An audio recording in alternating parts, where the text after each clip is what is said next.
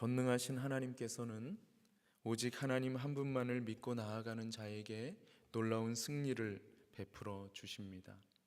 하나님께서는 다윗을 사랑하셨고 이 다윗은 오직 하나님 한 분만을 믿고 신뢰하며 하나님의 말씀에 순종했습니다. 그 결과가 무엇입니까? 다윗이 하나님을 믿고 신뢰하며 말씀에 순종함으로 말미암아 전쟁에 나아가서 단 한 번도 패배하지 아니하고 백전백승을 거두었다고 하는 것입니다. 그렇습니다. 오직 하나님 한 분만을 믿고 신뢰하며 나아가는 자에게 신실하신 하나님은 놀라운 승리를 베풀어 주시는 것을 알 수가 있습니다.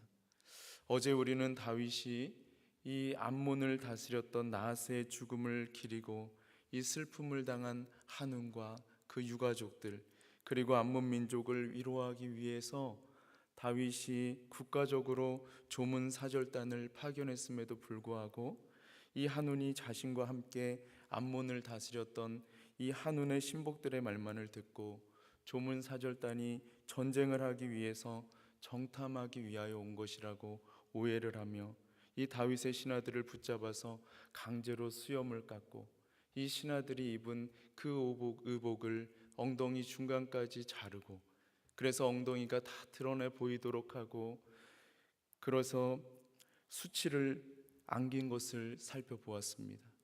여기에서 그치지 않고 한 걸음 더 나아가서 이 한운과 암몬 자손들은 똘똘 뭉쳐서 이 아랍과 소바의 용병들을 돈을 주고 고용함으로써 전쟁을 준비해 나가는 것을 살펴보았습니다.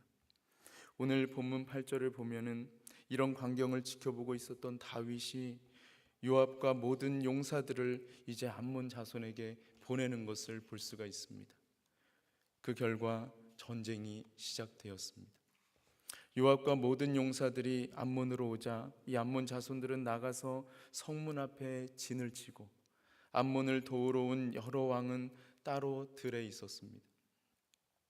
군대 사령관인 요압은 용사들 가운데 뽑은 자 중에서 그 가운데에서도 또 뽑아서 이제 아람 사람들에 대하여 선제 공격을 감행하기 위해서 진을 치고 그 남은 사람들은 그의 동생인 아비새에게 통제하도록 맡겼습니다. 그리고 요압은 아비새와 대화를 나누면서 이 전쟁의 승패를 하나님께 맡기는 것을 볼 수가 있는데요. 우리 다 함께 한번 12절과 13절의 말씀을 같이 한번 읽어보겠습니다. 시작. 이르되 만일 아람 사람이 나보다 강하면 내가 나를 돕고 만일 암몬 자손이 너보다 강하면 내가 너를 도우리라. 너는 힘을 내라. 우리가 우리 백성과 우리 하나님의 성읍들을 위하여 힘을 내자. 여호와께서 선히 여기시는 대로 행하시기를 원하노라 하고. 아멘. 군대 사령관인 요압은 자신이 맡은 이 아람 사람이 만약 자신보다 강할 때에는 이 아비새에게 도움을 요청하고, 아비새가 맡은 암몬 사람이 아비새보다 강할 때에는 자신이 아비새를 도울 것을 약속을 했습니다. 그리고 아비새에게 전열을 가다듬고 힘을 내서 전쟁에 임하도록 이제 용기를 북돋고, 그리고 이제 그 모든 전쟁의 승패가 오직 여호와 하나님 한 분께만 있음을 고백했습니다. 사랑하는 여러분, 우리에게도 이러한 고백이 필요합니다. 우리의 삶의 자리 가운데 일어나는 그 모든 일들을 살아계신 하나님께서 다 주관하고 계십니다. 우리가 오직 살아계신 하나님 한 분만을 의지하며 나아갈 때 하나님께서는 우리의 삶의 자리 가운데 승리를 베풀어 주시는 것을 경험할 수가 있습니다. 그러므로 오직 살아계신 하나님 한 분께 그 모든 삶의 문제를 다 맡기고 나아가십시오. 하나님께서는 그 모든 삶의 문제 가운데 반드시 승리케 하실 것입니다. 그 증거가 바로 오늘 본문의 말씀입니다. 14절을 보십시오. 요압과 그의 모든 군사들이 이 아람 사람들과 싸우려고 나아가니까 아람 사람들이 어떻게 했습니까? 도망쳤습니다. 할렐루야. 아람 사람들이 도망을 치니까 암몬 사람들은 어떻게 했을까요? 15절의 말씀을 보십시오. 이 암몬 사람들도 도망을 쳤습니다. 싸우지도 않고 승리를 거둔 것입니다. 승리를 거둔 요압이 예루살렘으로 돌아왔습니다. 그런데 이것이 끝이 아니었습니다. 16절을 보십시오. 아람 사람은 이스라엘 앞에 패배한 것을 인정하지를 않고 아람 사람에게 사신을 보내서 이 하다데셀의 군대 장관 소박이 이제 아람 사람을 거느리고 다시 한번 전쟁에 나오도록 하는 것을 볼 수가 있습니다. 그러자 이번에는 다윗 왕이 직접 온 이스라엘을 거느리고 전쟁을 수행하는 것을 볼 수가 있습니다. 전쟁의 결과가 어떻게 됐을까요? 우리 다 함께 한번 17절부터 19절의 말씀을 같이 한번 읽어보겠습니다. 17절부터 19절 시작. 어떤 사람이 다윗에게 전하매 다윗이 온 이스라엘을 모으고 요단을 건너 아람 사람에게 이르러 그들을 향하여 진을 치니라. 다윗이 아람 사람을 향하여 진을 치매 그들이 다윗과 맞서 싸우더니 아람 사람이 이스라엘 앞에서 도망한지라. 다윗이 아람 병거 7,000대의 군사와 보병 4만 명을 죽이고 또 군대 지휘관 소박을 죽임에 하다네셀의 부하들이 자기가 이스라엘 앞에서 패하였음을 보고 다윗과 더불어 화친하여 섬기고 그 후로는 아람 사람이 암몬 자손 돕기를 원하지 아니하였더라. 아멘.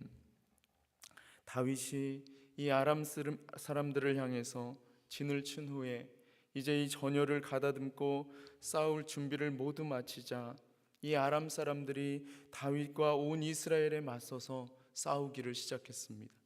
하지만 곧 전세가 기울어서 이 아람 사람들이 도망을 치게 되었습니다. 다윗은 아람 병거 7,000대의 군사와 보병 4만 명을 죽이고 이 군대 지휘관이었던 소박을 죽이는 전과를 올렸습니다. 다윗은 아람과의 전투에서 완벽한 승리를 거두었습니다. 할렐루야.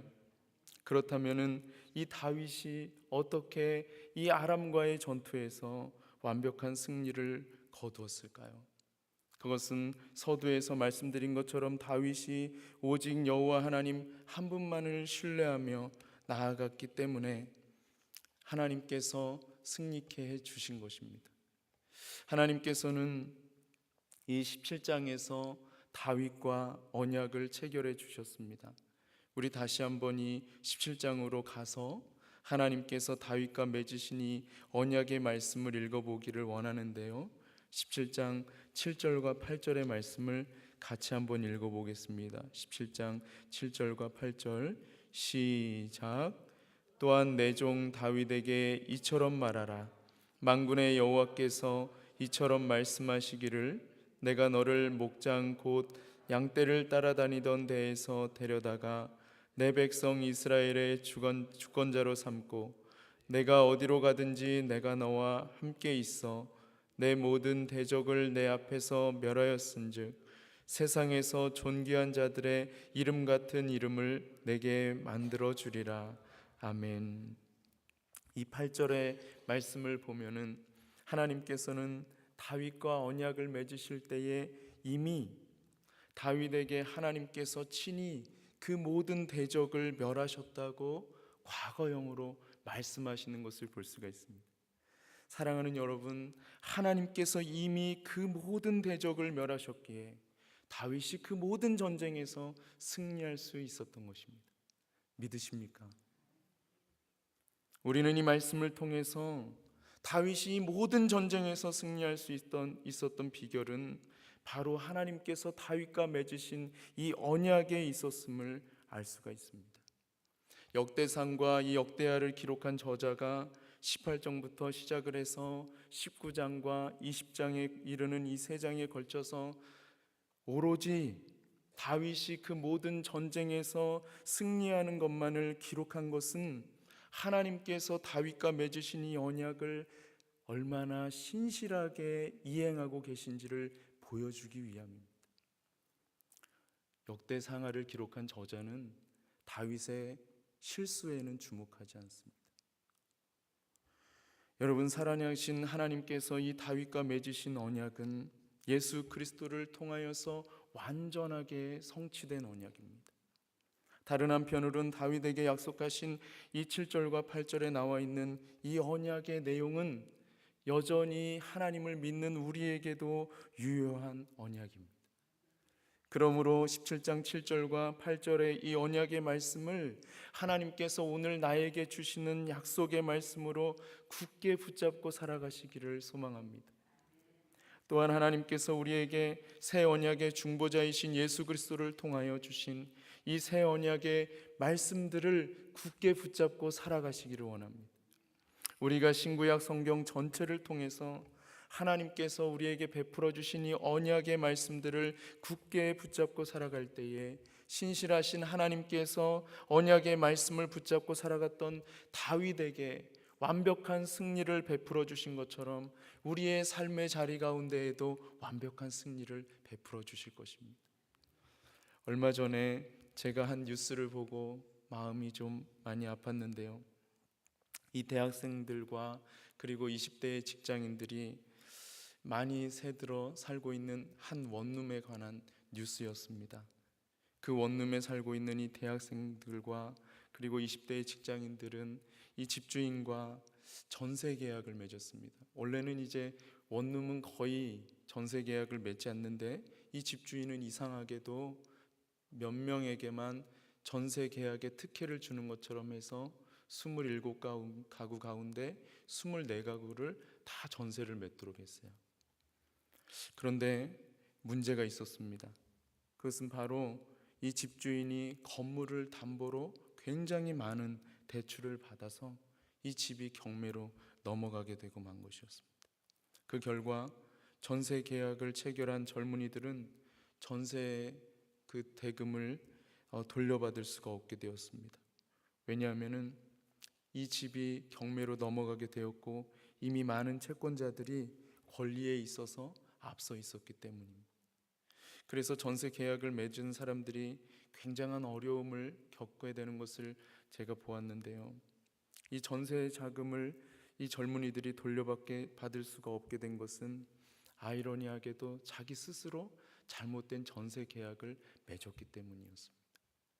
그런데 이와는 정반대로 신실하신 하나님께서는 우리에게 정말 너무나 좋은 이 새 언약을 아무런 조건 없이 체결하여 주셨습니다.